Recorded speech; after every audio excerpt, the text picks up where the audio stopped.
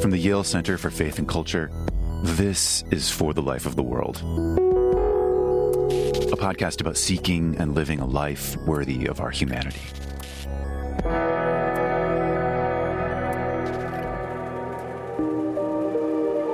Every person is at least a bit an underground human.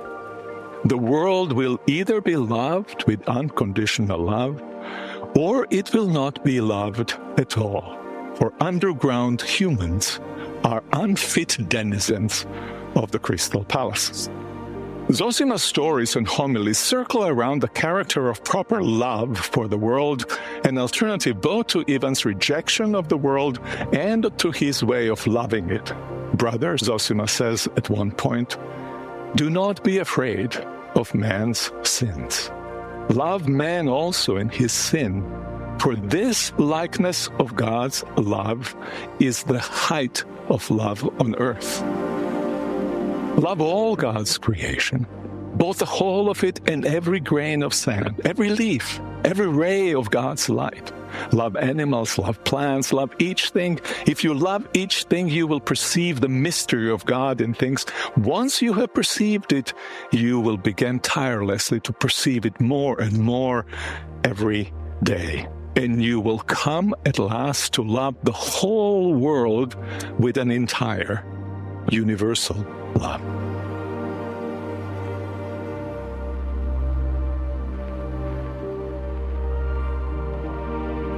The world is hard to love.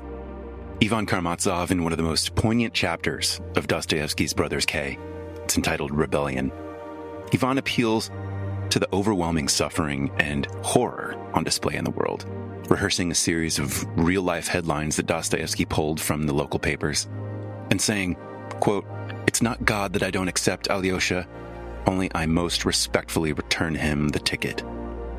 Ivan is rejecting creation, perhaps hating it, and his faithful brother Alyosha, a student of the Russian monk Father Zosima, says, scandalized, that's rebellion. This, of course, sets up the famous Grand Inquisitor section of the book. But it's another chapter, The Russian Monk, that offers a theological alternative to rejecting the world or rebellion. It's on offer from Zosima, who suggests, quote, "Brothers, do not be afraid of men's sins. Love man, also in his sin. For this likeness of God's love is the height of love on earth. Love all of God's creation, both the whole of it and every grain of sand. Love every leaf, every ray of God's light. Love animals, love plants, love each thing. If you love each thing, you'll perceive the mystery of God in things. Once you have perceived it, you will begin tirelessly to perceive more and more of it every day. And you will come at last to love the whole world with an entire, universal love." In this episode, we're playing the fourth of Miroslav Volf's 2025 Gifford Lectures, where he contrasts the selective and self-centered love of Ivan Karamazov with the radically inclusive, unconditional love of Father Zosima. He draws deeply on the Brothers K, the Book of Genesis, Hannah Arendt's concept of Amor Mundi, and he explores a theology of agapic love, unearned, universal, and enduring. This is the love by which God sees creation as very good, not because it's perfect, but simply because it exists. Throughout, Miroslav is challenging us to ask what kind of love makes a world, sustains it, and might one day save it. We've been running this entire series of lectures for the past month. If you're just joining us, I'd suggest going to the beginning of these, and they were delivered by Miroslav at the University of Aberdeen for the 2025 Gifford Lectures. The entire series is entitled Amor Mundi, and it considers God's love for the world and what that should mean for our love. Special thanks to Paul Nimmo and Paula Duncan at the University of Aberdeen for allowing us to run these lectures in our podcast, and for the support of the Templeton Religion Trust, which helped make the lectures possible. Hope you enjoyed this fourth installment of Miroslav's Gifford Lectures. The Earth Embraced, Dostoevsky and Genesis, on unconditional love for the world.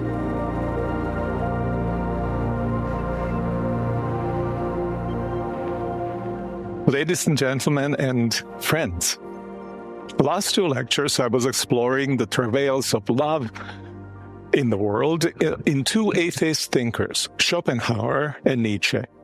They each stand for a prevalent way of thinking about our chief good. Happiness as an abiding positive hedonic state and as enhancement of power, and they stand for two widespread stances toward the world: explicit rejection of the world and its energetic affirmation. From Schopenhauer, we learn that the world will disappoint all those who relate to it mainly with appetitive love. Think of it as thirst or hunger. The search for full satisfaction ends up in rejection and even hatred of the world. From Nietzsche, we learn that if we make enhancement of power our chief good, our possible inspiration to embrace the world notwithstanding, we are likely to end up denigrating and damaging much of it. In my final two lectures, I turn to the relationship to the world that the faith in Jesus Christ, or in the God of Jesus Christ, implies. In the present lecture, I will first sketch contrast between Ivan, is it pronounced Ivan in these parts of the world, or Ivan? From Brothers Karamazov? It is Ivan. Okay, so for you, it will be Ivan. Between Ivan and Father Zosima in Dostoevsky's Brother Karamazov. Ivan, an epithumic lover, rejecting the world. Father Zosima, an agapic lover, radically embracing the world. I will then seek to motivate agapic love by exploring the accounts of creation and decreation in the book of Genesis. Decreation, in this particular case, is the flood. In the last lecture, I will argue that giving primacy to agapic love over both the epithumic and erotic loves is a compelling alternative to striving for superiority that inferiorizes people and devalues the world. So today, about hunger, desire like hunger or love as hunger, well, I call that love for flourish's chocolate cake. Or a devouring love. Okay, let's go. Dostoevsky's Brother Karamazov could have been entitled A Literary Religious Exploration of Our Relationship to the World. The backdrop of the novel is Dostoevsky's sense of modernity's disturbed relationship to the world. In his view, it shows up not only in the atomizing and indifference-breeding character of modern life, but also in many proposals for improving the world, all of which, in his opinion, treat the world as if it were a machine and therefore an appropriate object of rational design. From his perspective, such reforms compromise human freedom and can be achieved only through aggression. Zosima and his kind of freedom-honoring love is Dostoevsky's response to those among world reformers who are persuaded that the final argument and that the right design to set the world aright can be and must be found. Relationship to the world is the main topic of the stories from Zosima's life and his homilies, which make up Book 6 of the novel. In a response to Book 5, which consists of Ivan's account of his own relationship to the world, for his reasons for returning the ticket to God. Without having known either Schopenhauer's or Nietzsche's work, Dostoevsky proposes what in effect is an alternative to both. Early in their let's get acquainted conversation, Ivan tells Alyosha, if I did not believe in life, if I were to lose faith in the woman I love, if I were to lose faith in the order of things, even if I were to become convinced to the contrary, that everything is disorderly, damned, and perhaps devilish chaos, if I were struck even by the horrors of human disillusionment, still I would want to live. And as long as I have bent to this cup, I will not tear myself from it until I've drunk it all. Even, in fact, Ivan, it is for you. Ivan, in fact, loses faith in the woman he loves and in the order of things. He does think that the world is chaotic. The hypothetical of his above statement are actuals, and still he wants to live. Why? What conquered his determinate rejection of the world as disgusting, what conquered his determinate rejection of the world as disgusting and undeserving of life? The answer, I think, is in the cup. There is still, he says, this wild and perhaps indecent thirst for life in me, this thirst for life despite all. As long as his thirst lasts, as long as there are things in the world that slake his thirst, as long as there are things pleasing to him, he can both reject the world and still want to live in it. Ivan's thirst for life, despite all, is a kind of love. But what kind of love is it? He loves some things, the sticky little leaves of spring, blue skies, some people, some deeds, and he loves, for as long as he loves, not with reason, but with gut. His love is epithumic, like Schopenhauer's thirst, and perhaps a bit erotic. Erotic, by erotic, I mean appreciative, love that appreciates the worth of things. By epithumic, I mean love simply that hungers to have what it wants to have. So he loves some things and loves them with gut. His love is epithumic, like Schopenhauer's thirst, and perhaps a bit erotic. It is self-concerned, selective, and temporary. Inwardly standing at a distance from the world, he assesses it, finds it largely wanting, and on the whole, undeserving of his love. But Ivan Dostoevsky seeks to make plain that if we are looking for a world that fully deserves our love, we're unlikely ever to find it. If we try to make it deserving of our love, we will have to employ some version of the Grand Inquisitor to do the job. And if per impossibile, some universal state of future happiness comes into being now, how long will it last? In the notes from the Underground, Dostoevsky imagines a gentleman with a retrograde and sarcastic physiognomy appearing in the utopia of Crystal Palace. That's the Crystal Palace from 1851 in London. Has nothing to do, little to do with the football team. So some gentleman of that kind appearing in the utopia of Crystal Palace, and for no rhyme or reason, kicking a pillar or two to bring the place down so that he can live according to his own will. Every person is at least a bit an underground human. The world will either be loved with unconditional love, or it will not be loved at all. For underground humans are unfit denizens of the Crystal Palace. Zosima's stories and homilies circle around the character of proper love for the world, an alternative both to Ivan's rejection of the world and to his way of loving it. Brothers, Zosima says at one point, do not be afraid of man's sins. Love man also in his sin, for this likeness of God's love is the height of love on earth. Love all God's creation, both the whole of it and every grain of sand, every leaf, every ray of God's light.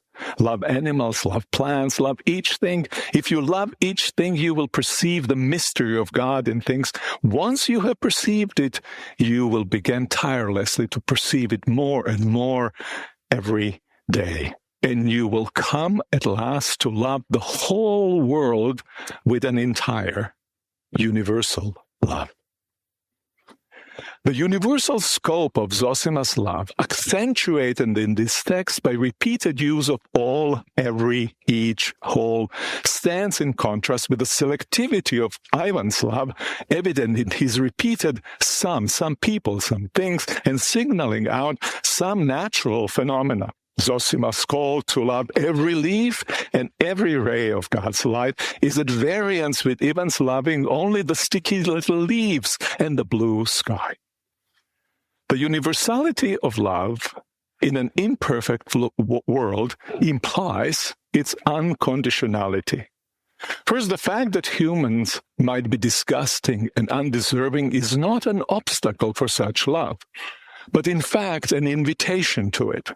One loves them no matter in what state they are, and in an important sense, precisely because they're so unfortunate as to be disgusting and undeserving. For only unconditional love can let them be and possibly even save them. Second, Zosima's love is directed toward entities that are beautiful is not mere epithumia which seeks to quench a thirst. It is primarily erotic, honoring the intrinsic value of their qualities. He enacts love that is both agapic and erotic in the way he dies. He kneels, he bows down with the face to the ground, he stretches his arms as if embracing the earth, kisses it with joy, and gives up his soul to God. Gripped by such love early in his life, Zosima sought to practice it until his dying breath. The enduring character of this love, like its universality, is another consequence of its unconditionality. For one ought to love all things not for a chance moment, but for all time. Unconditional love abides. If the object of love is in a state that can be celebrated, love rejoices. If it is not, love mourns and takes time to help bring it back to itself. Mostly, it involves both. It is paradigmatically exemplified in Sonia's relationship to Raskolnikov in Dostoevsky's Crime and Punishment. Sonia's empathy and seemingly naive generosity led Raskolnikov, a murderer, to turn himself in to police. But he did not repent. Even as a convict in Siberia, for many months he remained not sorry for the murder he committed, but ashamed for having showed himself incapable of being one of the great humans for whom everything is permitted, a little Napoleon Bonaparte. What brought him to own his awful deed was again Sonia's love. Love that made her go with him to Siberia to endure the torment to which he subjected her, because full of pride he would not accept his guilt. He began to walk from the captivity to evil into freedom when he knelt and wept at her feet. She loved him and stayed with him not so much although he murdered, but because he murdered. What have you done to yourself? Raskolnikov asks her early on and tells her, "You're so strange, Sonia. You're forgetting yourself." But in loving with self-decentering love, she in fact was at one with herself. By the end of the book, he will be at one with himself as well by having received her agapic kind of love and made it her own. For Zosima, human agapic love for the world is rooted in God's relation to the world. In the quote above, he notes that such love imitates God's love, perhaps that it is its earthly echo. All human love should be like God's love, little bit at least like God's love, and the form of God's love that is highest on earth is love for those who are undeserving. It is the love of Christ, who can forgive everything, forgive all and for all, as Alyosha says to Ivan, quoting the Orthodox hymn of the resurrection. It may seem that to love the world with an entire universal love amounts to Nietzschean kind of whole-scale acceptance of the world in contrast to Ivan's rejection.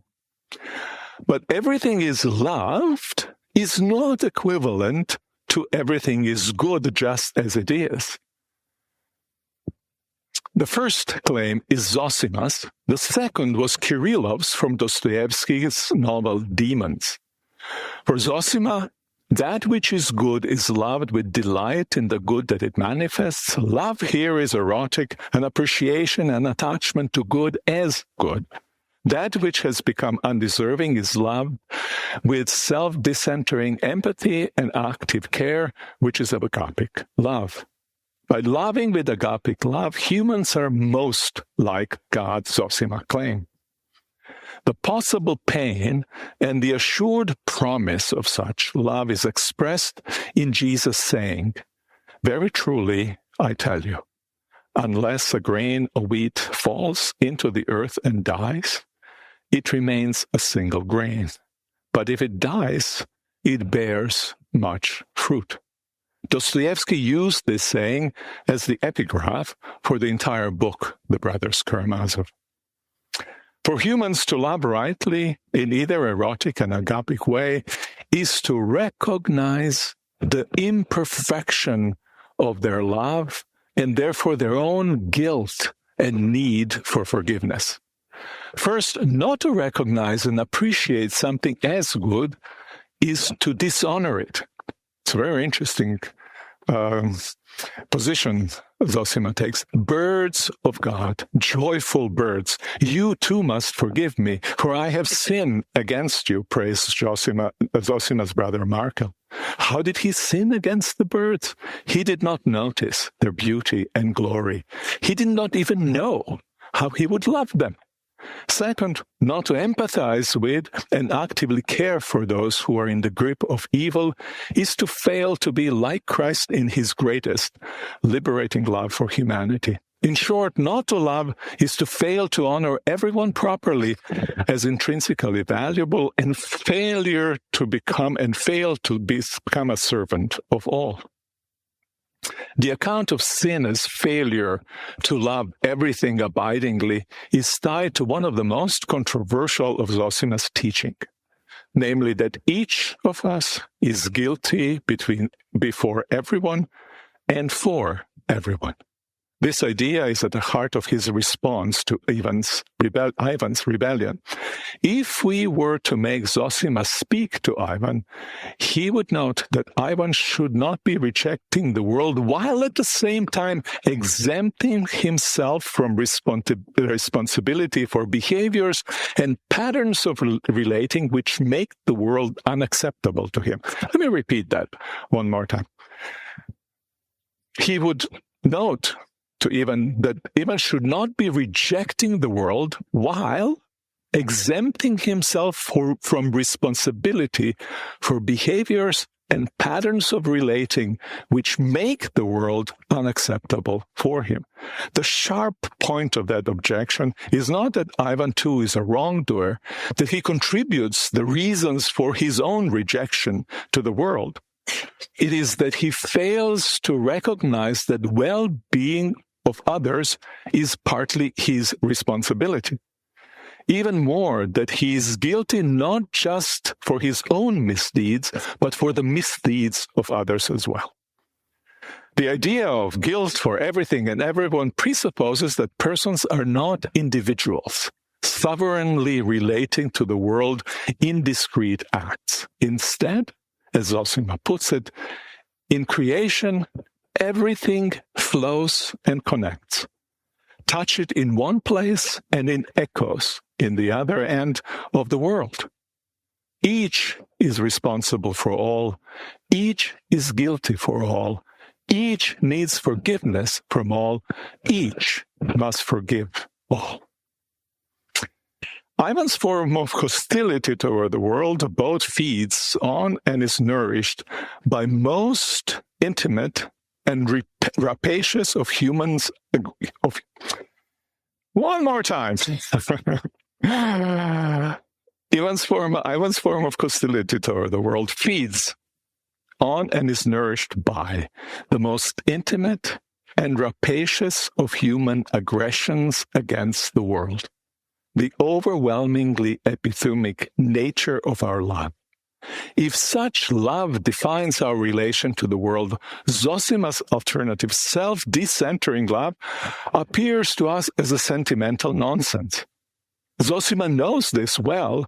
He would have been treated as a madman if he had not decided to become a monk. In the still pious Russia of 19th century, he could be honored, though even there only as a holy fool. Still, his kind of love is to be lived in the world, which is where Zosima sends Alyosha, his disciple. The key to amor vitae, or key to love for life in Dostoevsky, is life of love, under whatever circumstances one happens to live. This is what Eti Hilesum, that improbable but extraordinary Jewish saint from the Nazi-occupied Amsterdam, writes. If you haven't read her diaries, please do. She's absolutely amazing. Zosima's love is scandalously unconditional, agapic. He is committed to loving every human being, no matter how abhorrent their deeds, and to loving the world, no matter how disordered. The stance makes little sense if we assume that what human beings do, what they undergo, how they process what they have done and undergone, is inseparable from who they are. That in a decisive sense, they are what they have done and undergone, and in the process made themselves to be. Agapic love is plausible only if we look deeper and distinguish between person and work. Dostoevsky never articulates this distinction, but he in fact makes both Zosima enacted and Alyosha too. For Zosima and Alyosha, distinction is rooted in God's creative and restorative relation to the world. So now from Dostoevsky to the book of Genesis. At the end of the very first account of creation in Genesis, looking at all things God made, God exclaims, with what seems like delighted joy and fond attachment, "And look, it was very good." God creates everything, surveys it, and celebrates it as very good. What God celebrates as good is what God created as good. And then this meta-narrative interjection, "and look," invites the reader to share God's own valuation and praise of the created reality, and to experience themselves and their world as praiseworthy. What could God mean by calling creation very good? Very good in what sense? Aesthetic? Functional? And moral? Moral even with the great Leviathan, a symbol of rebellion and enmity to God, present in creation, even if only as one member of the whole species of marine animals. Now, I think that all three of these senses may be contained in the very good, but none of them is primary. Another sense of good is dominant. Call it existential. It's a kind of goodness which cannot be lost and of which there cannot be more or less. When a wanted child is born, the immense joy of many parents often renders them mute, but their radiant faces speak of surprised delight. Just look at you. So very good that you are here. The delight precedes any judgment about the beauty, functionality, and moral rectitude of the child. The child's sheer existence, the mere fact of it, is very good. And that's what I propose God to exclaimed, looking at the newborn world. Such unconditional love is ground of creation's existence. Surprisingly, perhaps, the first praise recorded in the Bible is not human praise of God, as we find in Babylonian myth of creation, on which Genesis partly depends. Instead, it is God's praise of creation. Granted, praiseworthiness of creation redounds to the praise of Creator. But all human praise of God follows and rests upon God's original praise of creation. As a result, in its relation to God, creation is not primarily sacramental. Creation is a foretaste of the world to come. Nor is it primarily iconic. Creation is a kind of translucent pane through which we see God's goodness and God's glory. In Genesis, nothing suggests that God's praise of creation is primarily self-referential. If it were God is praising a creation so that we can praise himself, right? A roundabout way getting back to himself.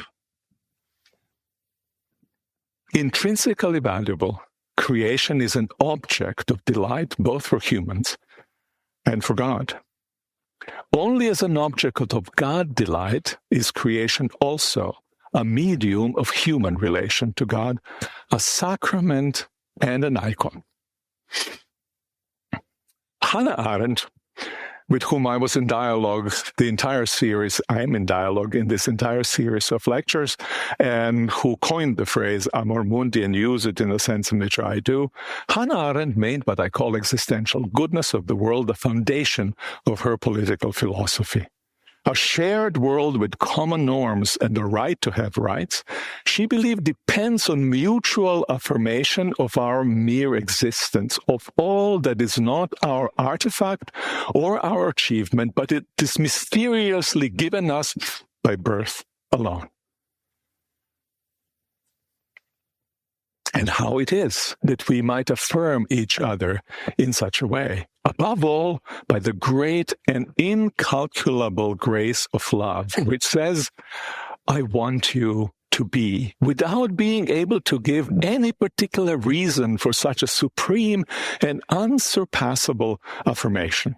Now, this love for her was different from passion, but he calls passionate love, above all because passionate love is selective and reciprocal. But the two have in common that they zero in on mere existence. Passionate love embraces the who of the person and is, so Arendt, unconcerned to the point of unworldliness with what the beloved person might be, with his qualities and shortcomings no less than with his achievements, failings, and transgressions. Love for the world is similarly unconditional, but now directed towards humans in general, to the world as a whole. I love you, I want you to be, is not, I want to have you, I want to rule you. It is, I want you to be irrespective of your qualities that may deem you either, that I may deem even either positive or negative. One more time. This is a nice sentence that I botched for you. I want you to be irrespective of your qualities that I may deem to be either positive or negative. To illustrate this kind of love, she points to the story of creation. Those who properly say, I want you to be, Arendt writes, in what were her Gifford Lectures in Aberdeen, show themselves capable of the same love with which God supposedly loves humans whom he created only because he willed them to exist and whom he loves without desiring to possess them. As God loves humans in their sheer existence and does so not for God's sake, but for their sake, so also humans should love their fellow humans in their sheer existence and do so for the sake of those they love. Love here is not mere recognition of the other, say after struggle for those who are familiar with Hegel, or mere appreciation of them after identifying certain admirable qualities. Love here is a sheer gift. It aims to make possible the ongoing life of the beloved, their growth into themselves. Amo ut sis. I love to love. I love you to be, she writes in one point in the capitals in the margin of her lectures. 6 times before the final declaration of goodness of all God's works, God also declared individual families of creatures to be good. Primordial light, water and land, vegetation, sun and moon, aquatic and avian animals, and finally terrestrial animals. All creatures, each individually and all together, not just humans created in the image of God. All of them have intrinsic value. Like humans, they exist, as the great Jewish philosopher Maimonides put it, for their own sake, and not for the sake of something else. They're good before they have become means to anything for anyone. Many scholars have noted literary similarities between creation of the world in Genesis 1 and the building of the tabernacle in Exodus. Like the tabernacle and later temple, the creation is a dwelling place of God. But unlike tabernacle and temple, God's home and humans' homes are originally not separated into sacred and secular realms. God shares home with all creatures, and God is invested in the state of that joint home. In his lectures on Genesis, Martin Luther asks, why did God declare to be good the gathering of waters in one place and letting the insignificant bit of earth emerge, but did not declare heaven to be good? Perhaps he conjectures because God wanted to indicate to us that he was more concerned about our dwelling than about his own. Luther did not see the creation as God's home, as I have just suggested that we should, and I think as Genesis does. Few pages later, Luther notes that God constructed the home for humans before they were even created. Thus, he explains, when man is created, he finds a ready and equipped home into which he is brought by God and commanded to enjoy all the riches of so splendid a home. Luther's comment about God commanding humans to enjoy all the riches of their global home is a dig against Augustine, who famously reserved enjoyment for God. For Luther, the world is not to be loved above all for its usefulness, not even usefulness as a means to God. A trigger warning. After the fall, the world may be shithouse, as he puts repeatedly, and yet there are genuine worldly goods that can and ought to be enjoyed. Sex is one of them. As a newlywed, Luther, he was a monk, right? As a newlywed, Luther wrote to his friend, I am chained and captured with Catherine, and I lie on the barrow, allusion to her last name, von Bora, mortified to the world. Now, this last phrase, those of you who know your New Testament, this last phrase is startling. According to St. Paul, all Christians united with Christ should be mortified to the world, and the world mortified to them. To the great delight of this former monk, sex with Caton had similar effect. It was not cupidity enacted, but for a moment at least, a distorted form of the self and the world mortified, which I think would work only if Caton felt the same way.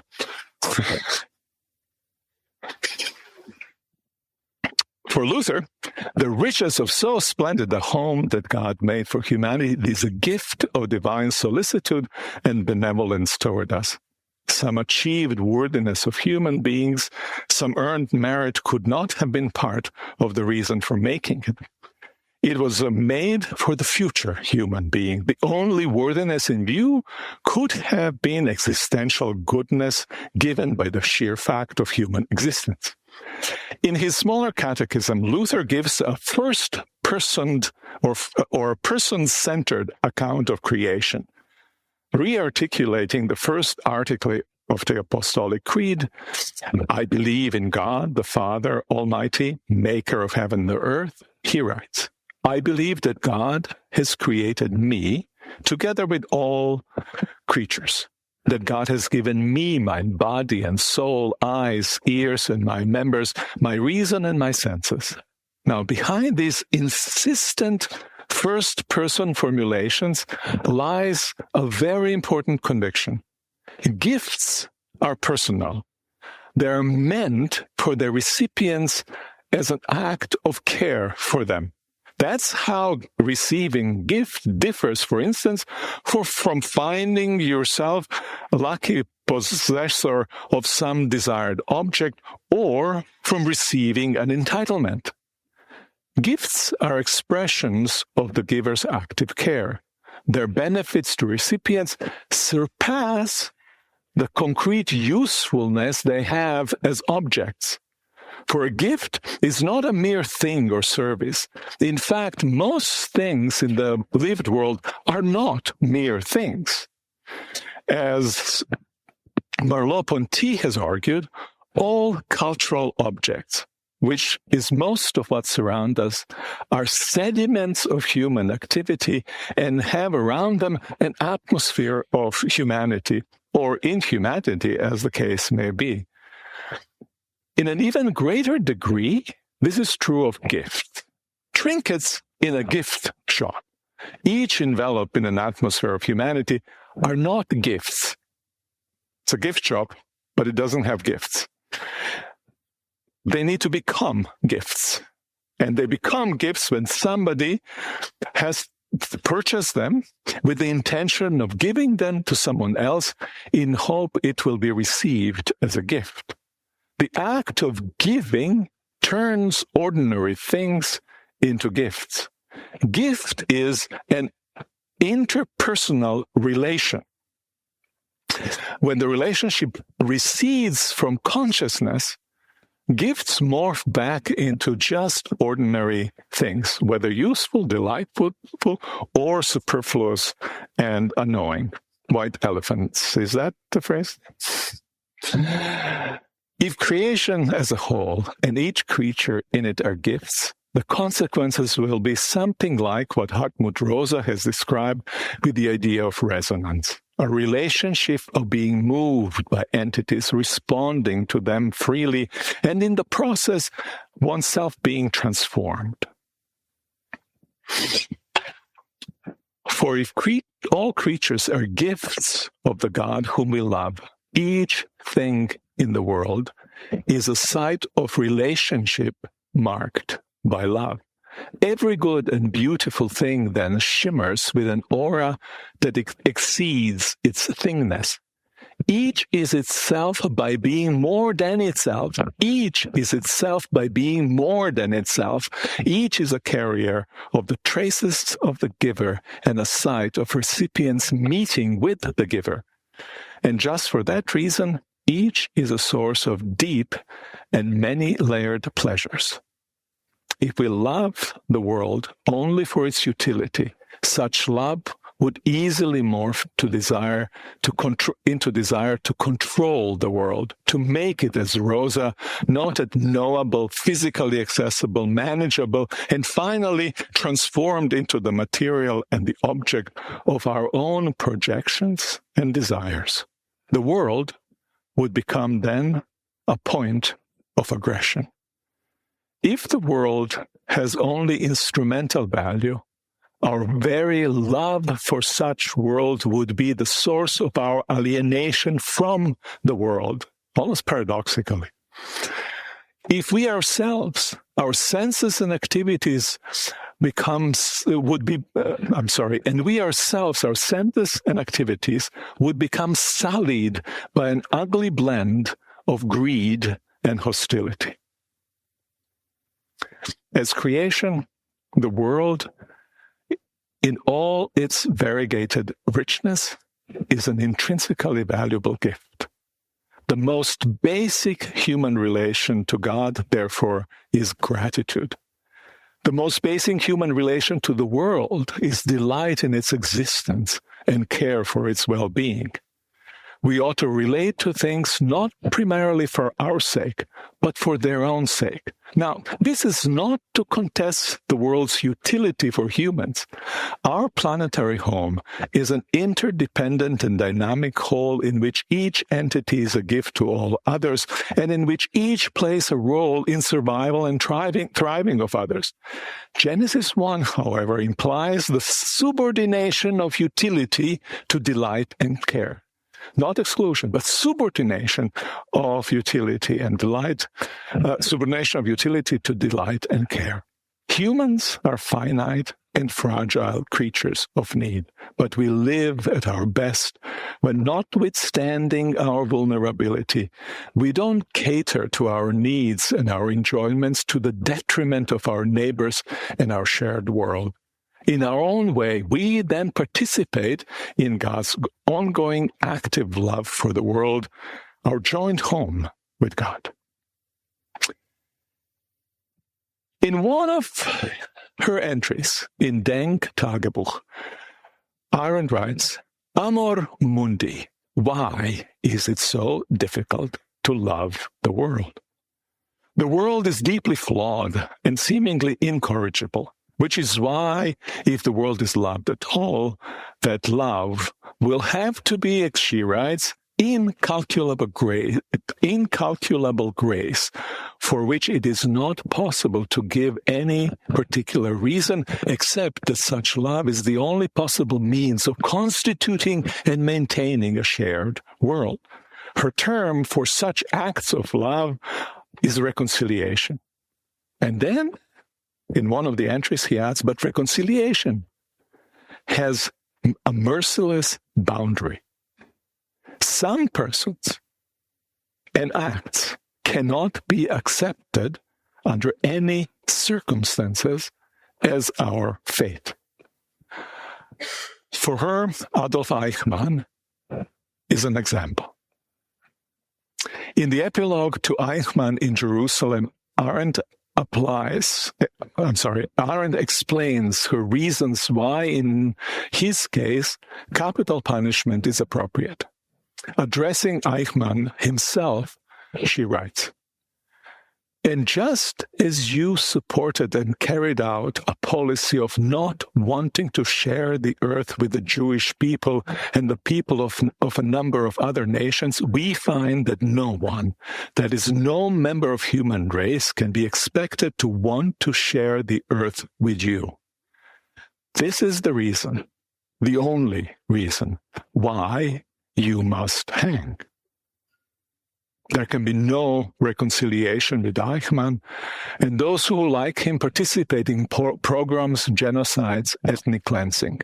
It is not possible to live in a shared world with those who systematically eliminate others from the shared world. Volo says, I want you to be, does not apply to them.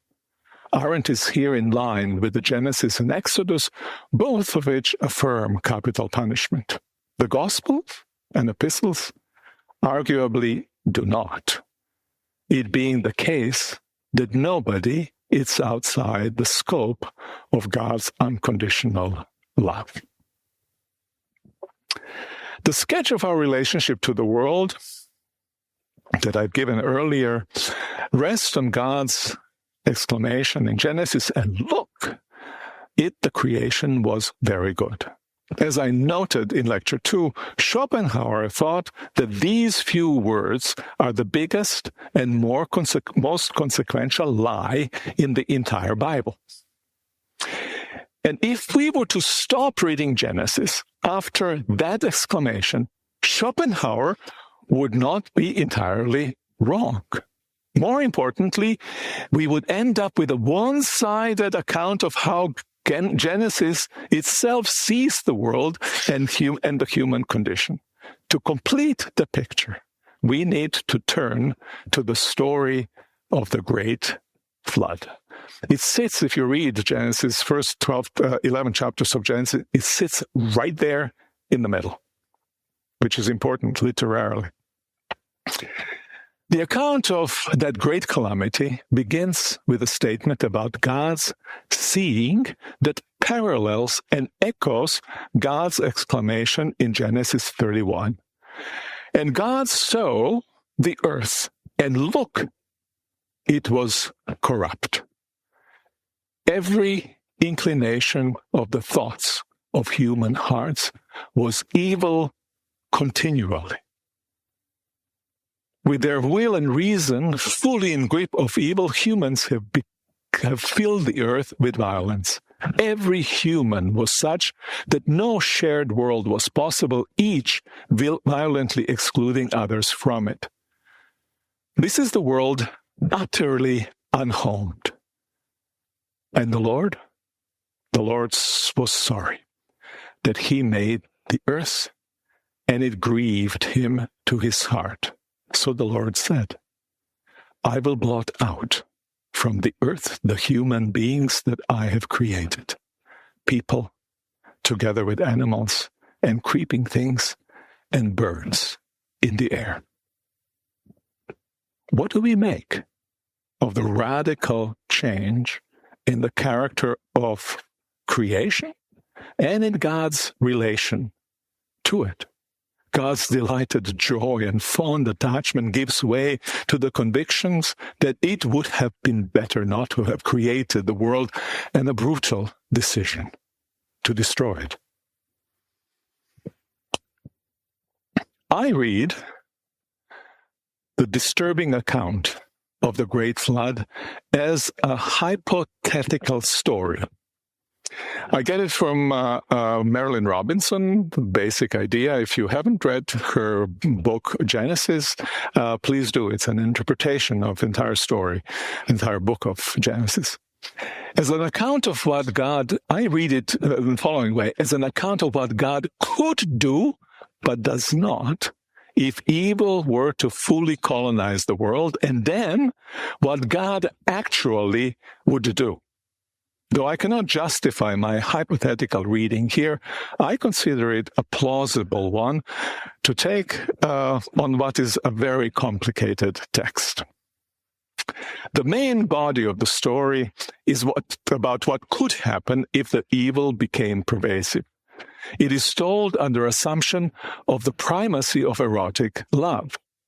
Human beings get what they deserve. Moral performance determines their fate. God regrets having created the world and decides to destroy it. A world from which all goodness is absent. A world in which, except for the righteous Noah, everyone's heart is always and only evil, and which is full of violence. Such a world would deserve to cease to exist. In fact, it would come close to returning on its own accord to the cows before the first day of creation. This is how Genesis 6 and 7 portrays the flood, except that the world turns into cows as a result of God's punishment. The waters cover the earth because God lifts the dome that on the second day of creation God has made to separate waters above from waters below. If the primacy is given to erotic love, the story about God, who full of joy originally pronounced creation very good, then turned into a radical pessimist, not on hedonic grounds as Schopenhauer, but on moral grounds, utterly unsustainable corruption. Looking at the beginning of the story from the end, we see faint sign, a faint sign, that the erotic love, with its rewards and punishments, might not be primary, that even in the story of the flood, it may not be basic to God's relation to humanity. Neither anger nor indifference accompany God's decision to destroy, but most strikingly, deep sadness. And it grieved God to his heart. The grief, God's grief here, corresponds to God's joy at the end of the sixth day of creation. Two contrary emotions are each a modality of agapic love. God loves with joy and commitment the very good creation. God loves with sadness the creation become utterly corrupt.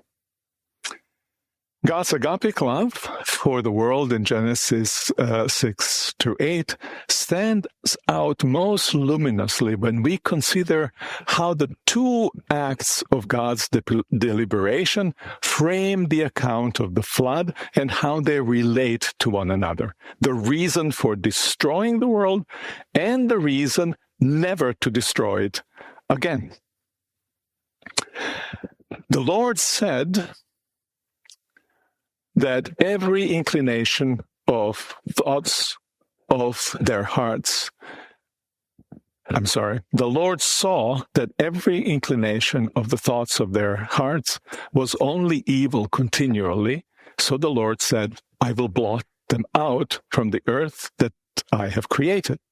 The great evil of humans here appears to be the reason for their destruction. Now, puzzlingly, the reason for never destroying humans again is almost the same. The Lord said in his heart, I will never again curse the ground because of humans, for the inclinations of human heart is evil from youth. Nor will I ever again destroy every living creature as I have done.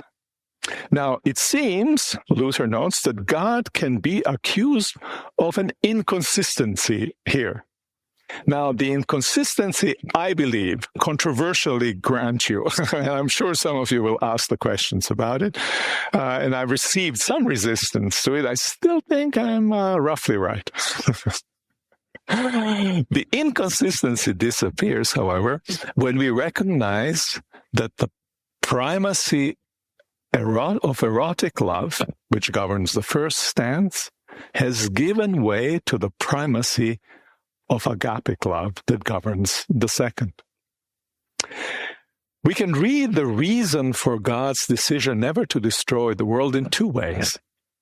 We can translate for the inclination of human hearts are evil. We can translate for in the praise for the inclination of human hearts is evil from youth, either with although or because.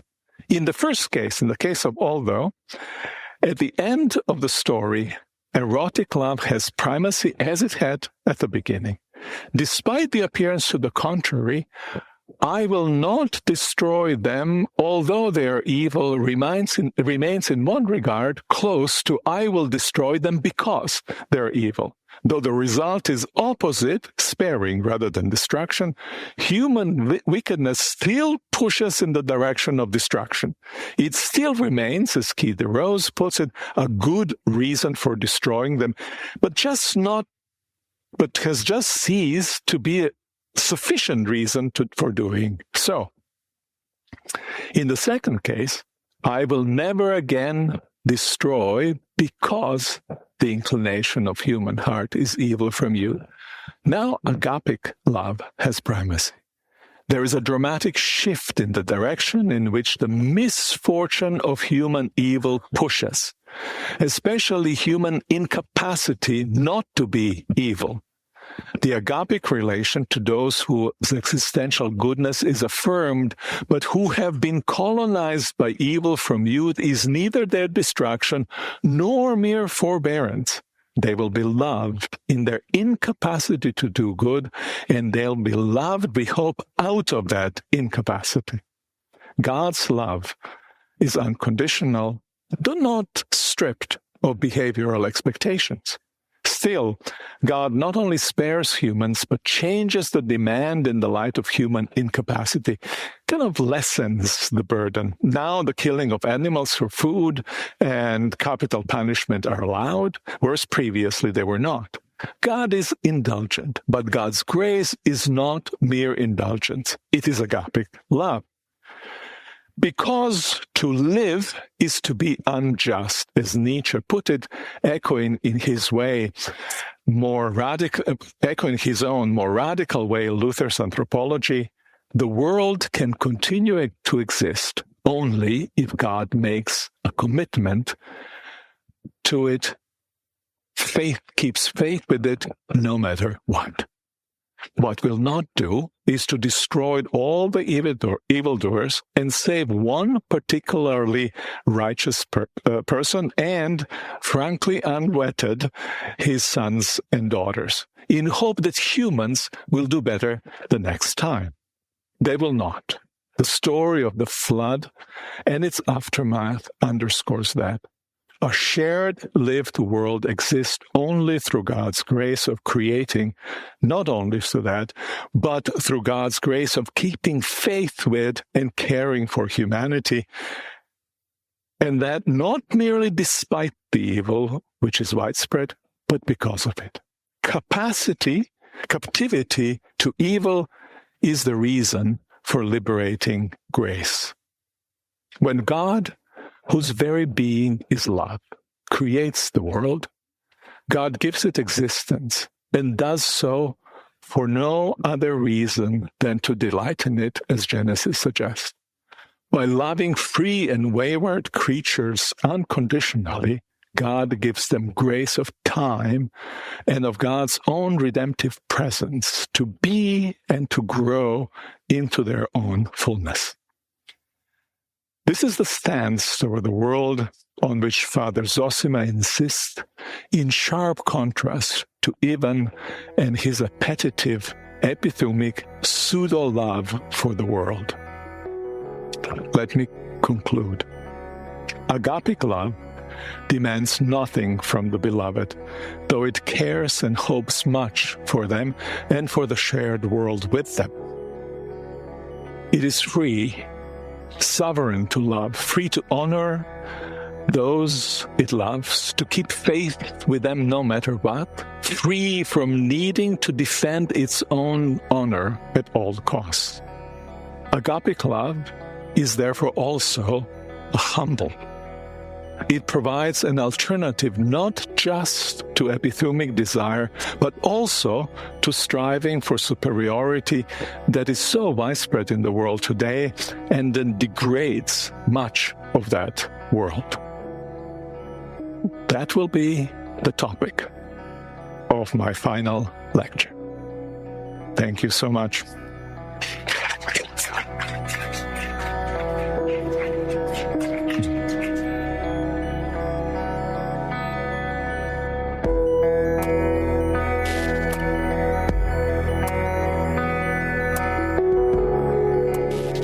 For the Life of the World is a production of the Yale Center for Faith and Culture at Yale Divinity School. This episode featured Miroslav Volf. Production assistance by Taylor Craig and Macy Bridge. I'm Evan Rosa, and I edit and produce the show. For more information, visit us online at faith.yale.edu, where you can find past episodes, articles, books, and other educational resources that help people envision and pursue lives worthy of our humanity. If you're a new listener, remember to hit subscribe in your favorite podcast app so you don't miss the next episode. And if you're a loyal supporter, we would love for you to share this episode. Send an email, post it on social media, or even better, tell a group of your buddies, have them all listen, and then have a lively discussion. As always, thanks for listening, friends, and we'll be back with more soon.